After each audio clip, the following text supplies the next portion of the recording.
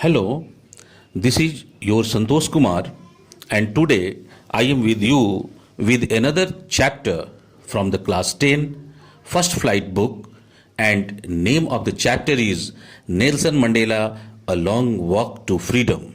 Yes, we all know that the famous quote by Nelson Mandela, education is the most powerful weapon which you can use to change the world.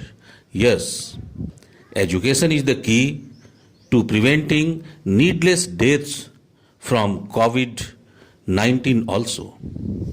Yes, I am here.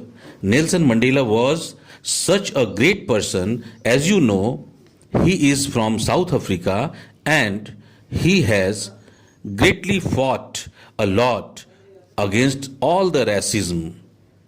As you can see, he was born in the year 1918 till 2013, and among those years, except almost in 95 years, 27 years, Nelson Mandela was in prison, just fighting for freedom from apartheid.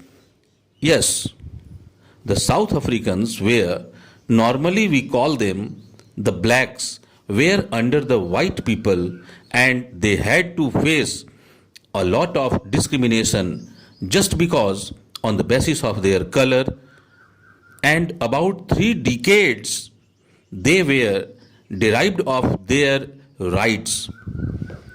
It was Nelson Mandela who brought a lot of changes, and if you can look into one term which is called apartheid, which is basically separating people on the basis of color, race, etc. And Nelson Mandela was one person who was against it and put forward anti-apartheid. Okay?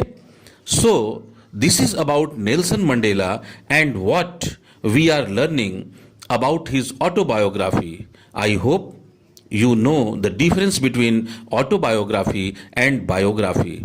Autobiography is if I am writing about myself, my career, my profession, it is called autobiography. And if I am writing about someone else or something else, if I am writing about you, then it is biography. I hope the term is clear. Now, I am coming back to the chapter. As I told you just now, like regarding that anti-apartheid and things like that, when you begin this autobiography, a small portion is taken in the first flight. What this chapter is focusing, after 2 to 3 decades, there was democratic election. Nelson Mandela was in the party African National Congress. He won the election.